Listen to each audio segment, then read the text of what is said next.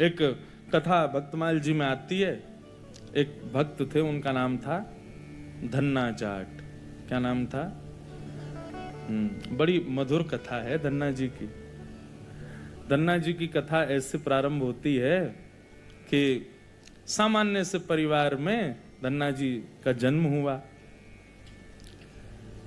देखो, ये हरिप्रिय हैं, इनको हरि प्रिय थे, लेकिन इनकी भक्ति से फिर ऐसी स्थिति हो गई कि ये हरि को प्रिय लगने लगे। तो धन्ना जी के यहां एक संत पधारे। संत की शालिग्राम जी की सेवा। छोटे बालक जो होते हैं वो संतों को या घर में कोई भी बड़े बुजुर्ग आए या कोई भी श्रेष्ठ जन आए, वो क्या करते हैं, कैसे करते हैं, मेहमानों को देखते हैं बैठ के। तो महात्मा जी अपने ठाकुर जी की सेवा करते और धन्ना जी जाके उनके पास में बैठ जाते। पहले जल से स्नान, फिर दूध से स्नान, फिर घी से, फिर दही से, फिर शहद से, पंचामृत स्नान करा के बढ़िया इत्र लगा के ठाकुर जी को उर्द पुंड तिलक लगा करके माला तुलसी पधरा के विराजमान कर दिया। धन्ना जी को इतनी अच्छी लगी ये सेवा, रोज बैठ जाते, पूरी रात रोते, अपनी माँ से कहते मैया ये सुबह कब होगी। क्यों? वो सुबह होते ही बाबा के पास जाऊंगा, उनकी सेवा देखूंगा कैसे करते हैं। तो धन्ना जी रोज सेवा देखते, बड़े खुश होते। जैसी महात्मा का जाने का समय आया, धन्ना जी बिखर गए। कहां जा रहे हो आप? बोले बेटा अब हो गई हमारी सेवा पूरी, अब हम जा रहे हैं, फिर आएंगे कुछ साल बाद। धन्ना जी बोले तो आप चले जाओ, इनको छोड़ जाओ यहीं पे, ये ठाकुर जी यहीं रहे आए, मैं इनकी सेवा करूंगा। बाबा बोले अरे तुम छोटे बालक हो, तुमसे सेवा बनेगी नहीं बेटा, तुम जिद मत करो। धन्ना जी तो रोने लगे, बोले नहीं मैं सेवा करूंगा, मुझे तो ये चाहिए। जैसे कोई वस्तु के लिए बालक जिद करता है, ऐसे धन्ना जी ठाकुर जी के लिए जिद करने लगे। माता पिता परेशान, महात्मा अलग परेशान, क्या करें। और इतना रोवे कि महाराज पूरा घर अधर कर दिया, मोहल्ले वाले तक इकट्ठे हो गए। क्या हो गया? बोले धन्ना जी के महात्मा जी जा रहे हैं, उनके ठाकुर जी मांग रहा है धन्ना। अब किसी में ये हिम्मत भी नहीं कि महात्मा सिंह कहते हैं दे जाओ। और कोई वस्तु हो तो ये भी कह देते हैं लोग दे जाओ, चलो हम दूसरी दे देंगे। ठाकुर जी की बात है भैया, कोई अपनी सेवा कैसे दे सकता है। धन्ना जी इतने रोए, सिर पटक पटक के रोने लगे, छोटे बालक। महात्मा बोले बड़ी विडंबना, ठाकुर जी रक्षा करो, क्या करें। इतने महात्मा बाहर गए और गोल गोल काले से दिखने वाला एक पत्थर उठा लाए, उसमें बढ़िया घी भी लगा करके और इत्र लगा के सुगंधित कर दिया, उर्द पुंड तिलक लगा दिया ठाकुर जी जैसा। और अपने ठाकुर जी तो नीचे एक छोटे सिंहासन पर विराजमान कर दिए और बड़े सिंहासन पर वो पत्थर लाके रख दिया और बढ़िया सजा के। धन्ना रो रहे थे, उठा के गोद में ला, देख देख देख तेरे ठाकुर जी आगे देख। धन्ना जी जैसी मंदिर में, धन्ना जी की दृष्टि तो उन्हीं के ठाकुर जी पे, जय चाहिए। महात्मा बोले लाला देख, ऊपर सिंहासन पर बड़े ठाकुर जी बैठे और नीचे छोटे ठाकुर जी बैठे। वो बड़े वाले जो हैं वो तो हैं राजा ठाकुर, और ये छोटे वाले जो नीचे बैठे हैं ना, ये सिपाही ठाकुर। अब बता, मुझे तो राजा ठाकुर ज्यादा बढ़िया लग रहा है, मैं तो उनको ले जाऊंगा, लेकिन फिर याद रहियो जब जब मैं आऊंगा तब तब मेरे ठाकुर जी ऊपर बैठेंगे और तेरे वाले नीचे बैठेंगे, क्योंकि तू सिपाही ठाकुर जी मांग रहा है और मेरे ठाकुर जी तो राजा ठाकुर हैं। अब बालक को उस भाव से समझाया तो धन्ना जाट नहीं, मैं तो राजा ठाकुर लूंगा, आप ले जाओ सिपाही को। सिपाही ठाकुर जी के रूप में उनके निज ठाकुर जी थे। बाबा बोले अब ठीक है। घर वालों ने भी प्रणाम किया, जय हो महाराज जी, बड़ी आपने बुद्धि युक्ति लगाई। सबको लगा कि कंटक छूट गया, लेकिन यहां तो अब भक्ति प्रारंभ हुई थी धन्ना जी की। देखो, ठाकुर जी की सेवा के लिए जो व्यवस्था की प्रतीक्षा करते हैं, ठाकुर जी की सेवा के लिए अनुकूल समय की प्रतीक्षा करते हैं, उन लोगों के लिए प्रमाण है ये कथा। बाकी सेवा तो बाद की बात है। ठाकुर जी भी असली नहीं थे, धन्ना जी के सामान्य पत्थर था और धन्ना जी उनकी सेवा करते। रात भर मैया से कहते मैया पूजा की सामग्री मंगाओ ना, मुझे ठाकुर जी की सेवा करनी है। मैया कहती सुबह मंगा दूंगी, सुबह पीछे पड़ जाते, शाम को मंगा दूंगी, शाम को पीछे पड़ जाते, सुबह मंगा दूंगी, रोज टाल देती। एक दिन धन्ना जी अनशन पे बैठ गए, नन्हे से, भोजन नहीं करें, दूध नहीं पीवे, पानी नहीं पीवे। अब तो ये कि रात में सोए भी नहीं, मैया से बस ये कहें पूजा की सामग्री मंगाओ, पूजा की सामग्री मंगाओ। मां ने सहज भाव से कह दिया तेरे ठाकुर जी और तू इनका सेवक, सामग्री मैं क्यों लाऊं, अपने आप कर व्यवस्था। धन्ना जी निकल पड़े। महाराज पुष्प लियाए तोड़ करके, तुलसी लियाए, बढ़िया सुंदर माला बना ली। नन्हे से बालक ने जैसी उनको जैसे खेल खेल में सेवा करते वैसी सेवा करते थे। ठाकुर जी को तिलक लगाना है, कहां से तिलक लावे, तो बाहर गए, एक ईंट फूटी पड़ी थी लाल लाल, उसी ईंट को लाए, पानी में घोल घोल के घिस घिस के उसी से तिलक बना दिया। ईंट को घिस करके उसका तिलक श्री ठाकुर जी को लगाया। ऐसी सेवा करने लगे, अपने संगी रखें, अपने संगी सुलामें, संगी मतलब खेल खेल की सेवा थी केवल। घर वालों को लगता था कि भैया दुनिया के लोग खिलौने से खेलते हैं, हमारा धन्ना जो है ये पत्थर को ही भगवान समझ के खिलौना इनसे ही खेल रहा है, बड़ा होगा तो बुद्धि आ जाएगी। परंतु किसी को क्या पता था कि भैया ऐसा भक्ति का बीज पिरो दिया है धन्ना जी के हृदय में। धन्ना जी भोग लगाते और भोग लगाने के बाद में पर्दा लगा करके वहीं बैठ जाते और बैठ करके प्रतीक्षा करते कि ठाकुर जी पा रहे होंगे। फिर धीरे से पर्दा हटा के देखते, अच्छा अभी पाई नहीं, ठीक है, फिर बैठ जाते, फिर प्रतीक्षा करते कब पाएंगे। खूब देर हो गई, नहीं पाई तो ठाकुर जी से बोले आप रोज भोजन अधूरा छोड़ देते हो। मैं भोजन अधूरा छोड़ देता हूं, मेरी मैया मुझे बहुत मारती है, लेकिन महात्मा जी मुझे ये बता के नहीं गए कि वो मैं आपके संग कर सकता हूं कि नहीं। मेरी मैया तो मुझे बहुत मारती है, लेकिन पता नहीं मैं कर सकता हूं कि नहीं। धन्ना जी के उस प्रिय भाव, भक्ति भाव पर ठाकुर जी रीझने लगे। एक दिन तो धन्ना जी हट करके बैठ गए, यदि आपने नहीं पाया तो मैं भी नहीं पाऊंगा। धन्ना जी ने थोड़ी देर देखा, थाली यथावत रखी है, नहीं पा रहे, तो ठाकुर जी की तरफ कमर करके लेट गए। तो ठीक है, तो आज मैं भी भूखा सोऊंगा।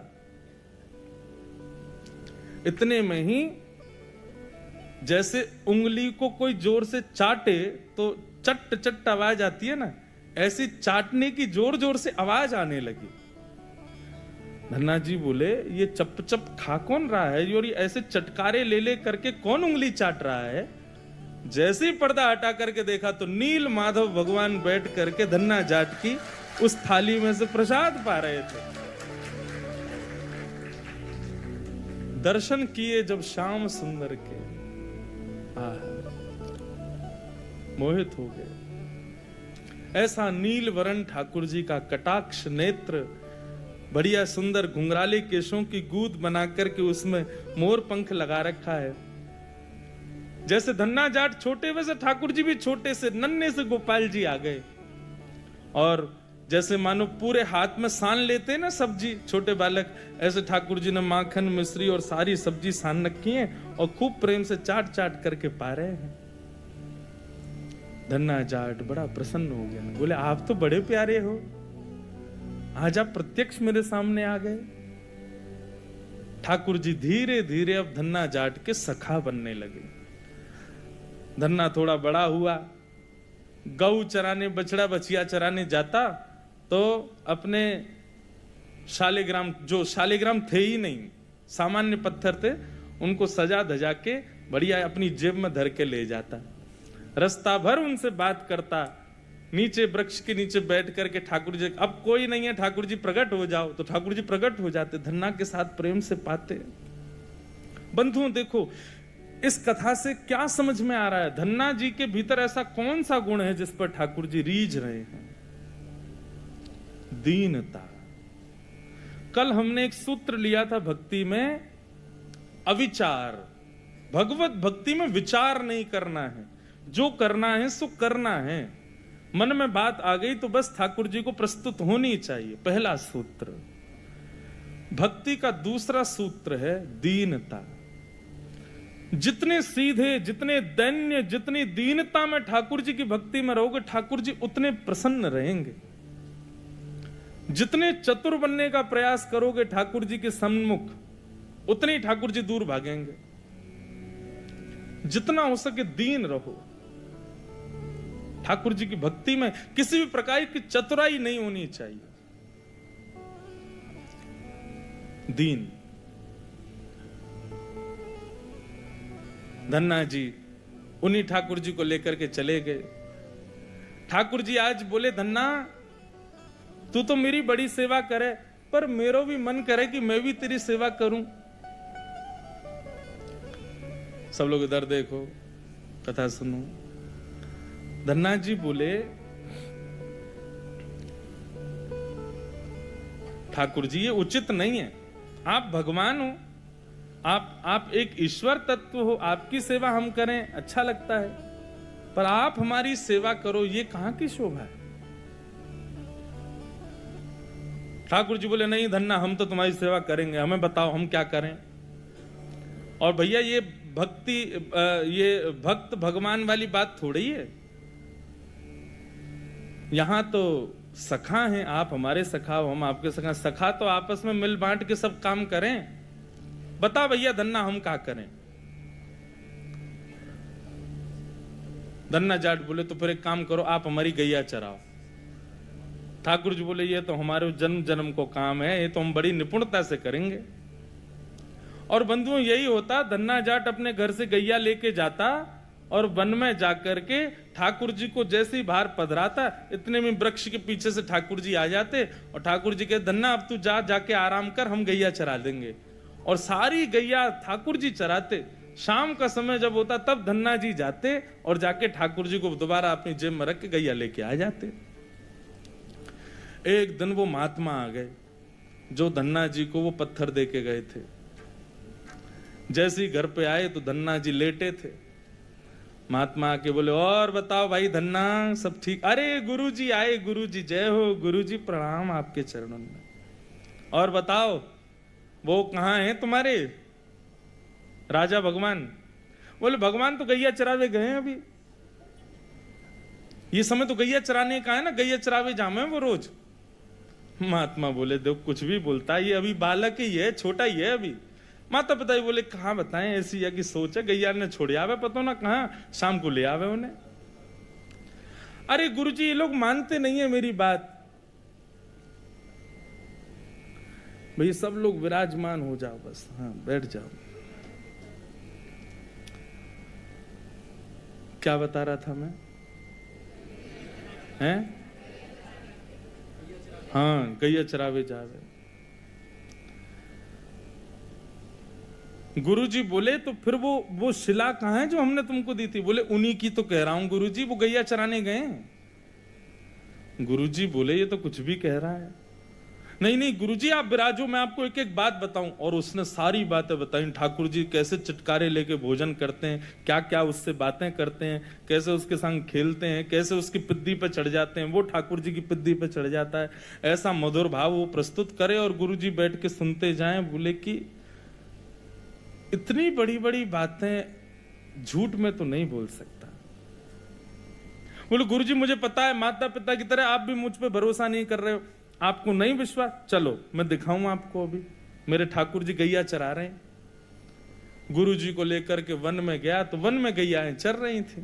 बोले, कहां है तेरे ठाकुर जी? अरे देखो वो दोहरी गैया के पीछे पीछे हाँक रहे हैं, वाकू पीछे पीछे चल रहे हैं वाक्य, देखो ठाकुर जी दिख तो रहे। गुरुजी बोले, हमको नहीं दिख रहे। धन्ना जी दौड़ के ठाकुर जी के पास गए। बोले, मेरे गुरुजी आए हैं, उनको दिख जाओ। भगवान बोले, उनको नहीं दिखेंगे हम बस तुमको ही दिखेंगे, तुम्हारे सखा हैं, तुमको दिखेंगे, सबको थोड़ी दिखेंगे। अरे भैया ऐसा मत करो। क्यों? बोले, आपको और मोको एक दूसरे से मिलवावे वाले तो गुरुजी हैं। गुरुजी यदि मुझको नहीं देके जाते आपको, तो आप मुझे कैसे मिलते? मेरे गुरुदेव हैं, इन्होंने ही तो मुझको दिया था आपको। ठाकुर जी रीझ गए, पुनः पुनः धन्ना को हृदय से लगाए। इसकी भक्ति, ऐसा भाव। इतने में ही नील माधव नीलमणि ठाकुर जी प्रकट हो गए। और जैसे ही प्रकट हुए, दूर खड़े गुरुदेव के एक एक रोम बिलखने लगा, रोने लगे और धन्ना के चरणों में प्रणाम किया। बोले हम सच्चे शालिग्राम से प्रकट नहीं कर पाए, तूने सामान्य पत्थर से प्रकट कर दिया ठाकुर जी को।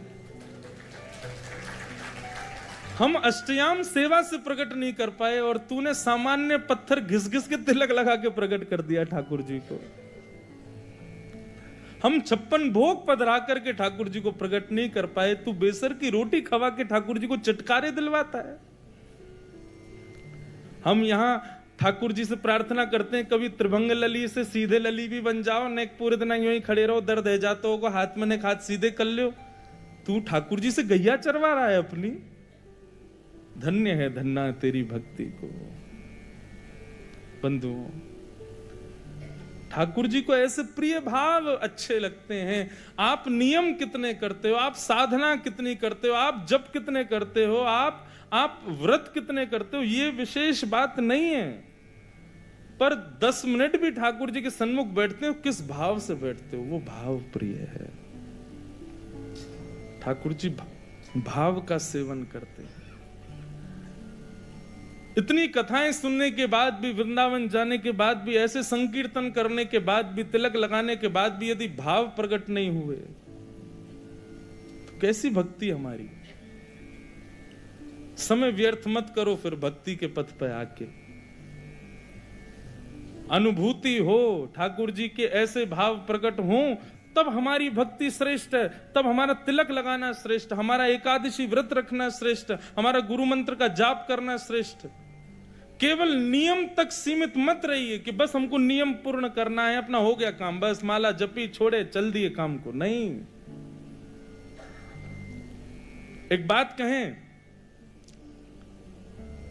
भक्ति में थोड़े हठीले बनो, ठाकुर जी से थोड़े थोड़े हट करो। नाथ, इतनी आयु होती जा रही है, हम बड़े होते जा रहे हैं, कब मिलोगे आप? बस 24 घंटे यूं ही बैठे रहोगे? हमको इससे सुख नहीं है। हमारे लिए तो आपको कुछ लीला तो करनी पड़ेगी, कभी कभी करो हट। सब भक्तों ने हट किया। आजकल लोग भक्त हट ही कहां करते हैं ठाकुर जी से। हाँ, हट करते हैं, किस बात का हट कर रहे हैं? काय को व्रत कर रहे हैं, हाथ में कपूर लेके बैठे हैं, हमारे पति के काम नहीं चल रहे, उसका हट कर रहे हैं, बच्चे हमारी सुनते नहीं, उसका हट कर रहे हैं, घर में विपत्तियां आ गई, इसका हट कर रहे हैं। कभी श्याम सुंदर हमसे रीझ हैं, इस बात का हट नहीं करते।